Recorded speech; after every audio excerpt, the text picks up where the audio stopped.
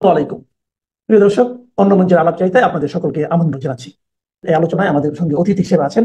আজকে বাংলাদেশের যে বিষয়টি নিয়ে কথা বলতে চাই সেটি হলো যে ইলিশ ডিপ্লোমেসি।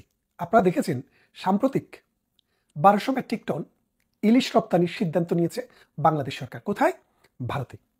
তো আপনারা একটা প্রবাদ শুনেছেন যে গরু মেরে জুতো দান। এই কথাটি যদি বোঝেন, দেখবেন বাংলাদেশে ইউনূস সরকার ক্ষমতা আসার পর ভারতের ভূখণ্ড দখল করে ফেলা, চোখে চোখ রেখে কথা বলা এবং ভারতের সাথে নানান রকমের শত্রুতা তৈরি করা, ভারতের প্রতিপক্ষ পাকিস্তানকে প্রতিদিন বাংলাদেশে দাওয়াত দিয়ে এনে এনে চা খাওয়ানো, নাস্তা খাওয়ানো, মৌলবাদী গোষ্ঠীকে আশকারা দিয়ে মাথায় তুলে বাংলাদেশের 1971 সালের মহান মুক্তিযুদ্ধের চেতনাকে ভুলুণ্ঠিত করা এবং ভারতের বিরুদ্ধে এমন কোনো বিশোদ্গান নেই যেটা ট্রেডিশনালি ধর্মান্ধ মৌলবাদীরা করে, সেটা ডক্টর ইউনূসের হাত ধরে তার সেলাসামুন্ডারাই করছে। আর ইতিমধ্যে আবার ইলিশ ডিপ্লোমেসিরও চেষ্টা হচ্ছে। এর পিছনের কারণ আপনারা কি কেউ জানেন? কেন সমঝোতা চাচ্ছেন? কারণ তিনি বুঝতে পেরেছেন তার পায়ের নিচে যে মাটি, সেই মাটি সরে গেছে। এখন তিনি শূন্যে দাঁড়িয়ে আছেন। বিএনপি বাংলাদেশের আওয়ামী লীগের পরে সবচেয়ে বড় রাজনৈতিক দল। সেই দলটি তার উপরে অনাস্থা প্রকাশ করেছে। তাদের কর্মে, কাজে, কথায় তারা বলে দিয়েছে যে ডক্টর ইউনূস নিরপেক্ষ নয়। তারপর জামায়াতে ইসলামীও আজকাল ইউনূসের বিরুদ্ধে কথা বলছে। জামায়াতে ইসলামীর কথা বলাটাকে আপনি সঠিক ধরতে নাও পারেন, কারণ জামায়াতে ইসলামী মানে হচ্ছে মুনাফিকের দল। তো এখন মুনাফিকেরা কি বললো আবার কি বললো না, এটার উপরে খুব বেশি কিছু আসে যায় না। কারণ আমি যে এত বড় একটা কথা বললাম যে জামায়াতে ইসলামী একটা মুনাফিকের দল, এটার তো একটা জাস্টিফিকেশন দরকার। এই জাস্টিফিকেশনটা কি হয় দেখেন।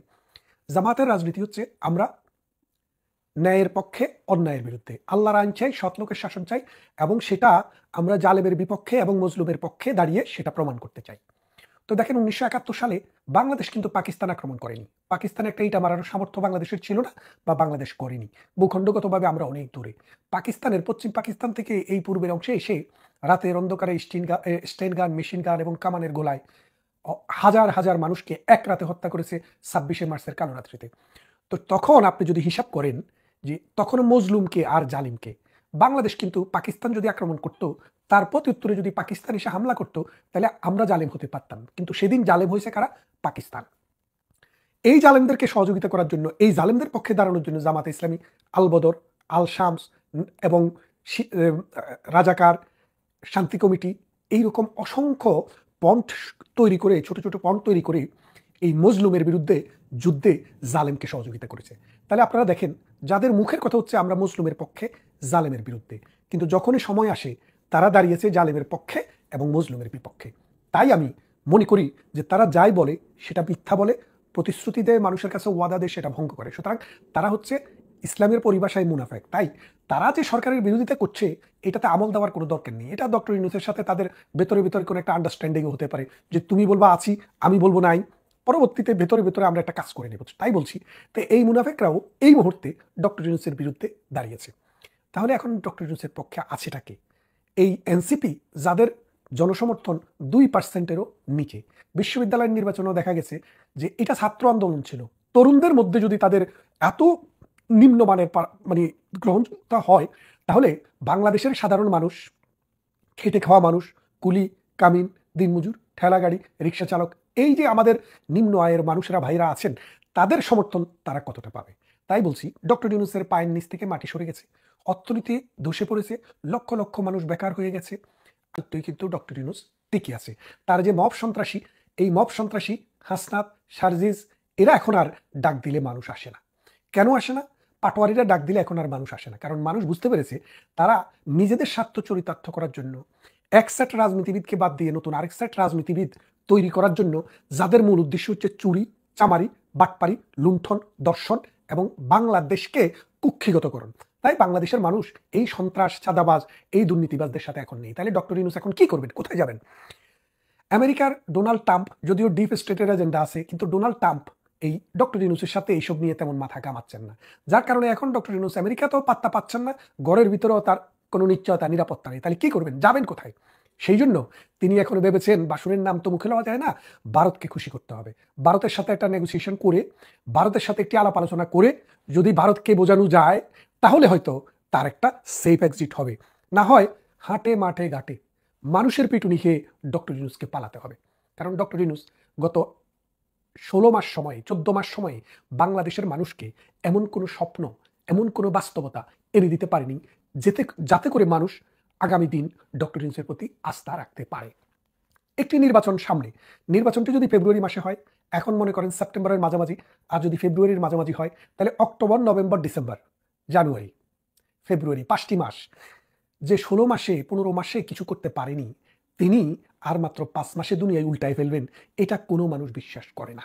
সুতরাং ডক্টর ইউনূস যে নির্বাচন করতে পারবে না, জাহাঙ্গীরনগর বিশ্ববিদ্যালয়ের নির্বাচন করতে গিয়ে 11,000 ভোটারের ধরেন 70 ভাগ যদি ভোট কাস্ট হয়ে থাকে, সেই ক্ষেত্রে হয়তো 8,000 ভোট কাস্ট হয়েছে। এই 8,000 ভোট গুনতে 3 দিন সময় লেগেছে এবং অন্যান্য দল এটাকে প্রত্যাখ্যান করেছে। তার মানে ডক্টর ইউনূসের কোনো কিছুতেই এখন আর অবস্থান নেই।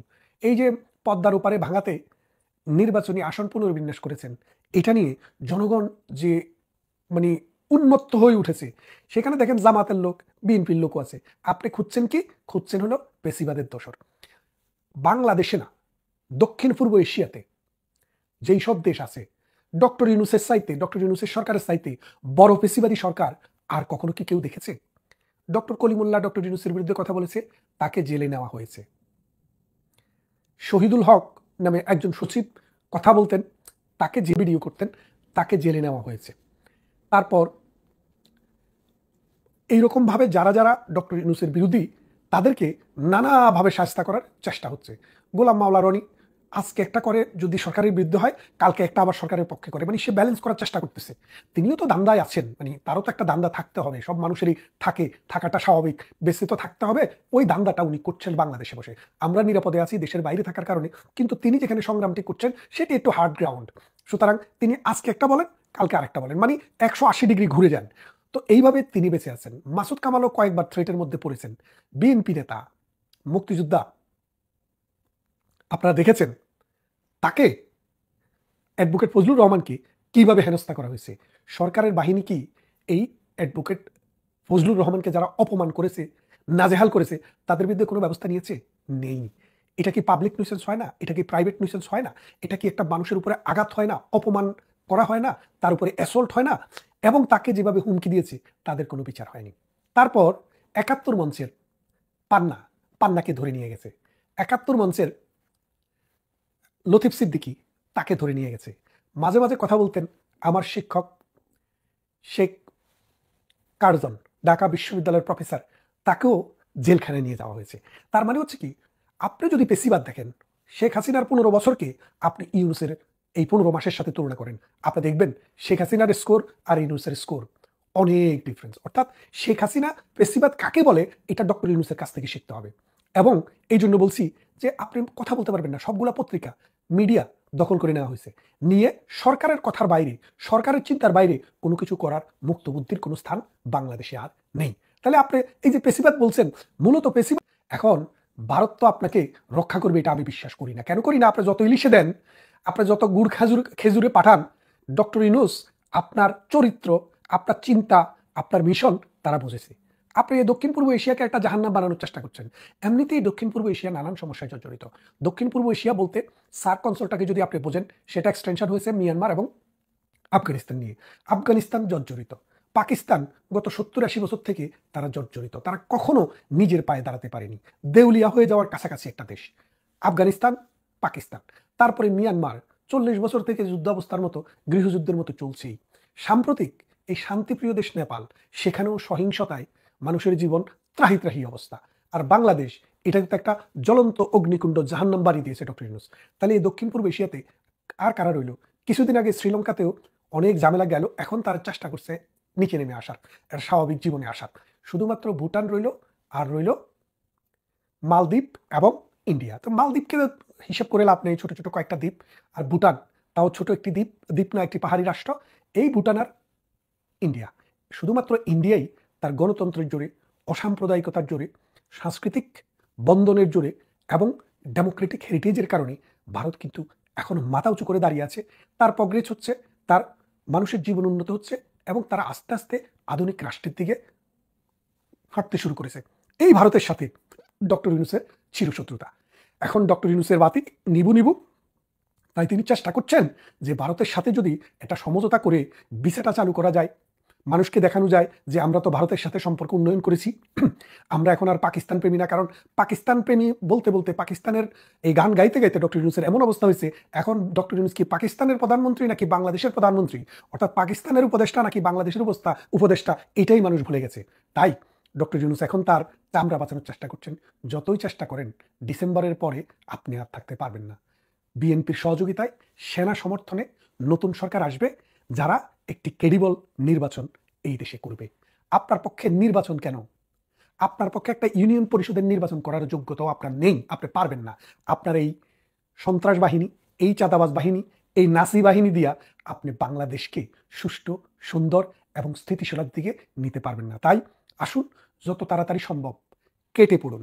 তা না হলে আপনার কথা হবে অন্য কোনো বিষয় নিয়ে, অন্য কোনো বিষয়ে এবং অন্য কোনো সাবজেক্ট ম্যাটারের উপর। ততক্ষণ ভালো থাকবেন।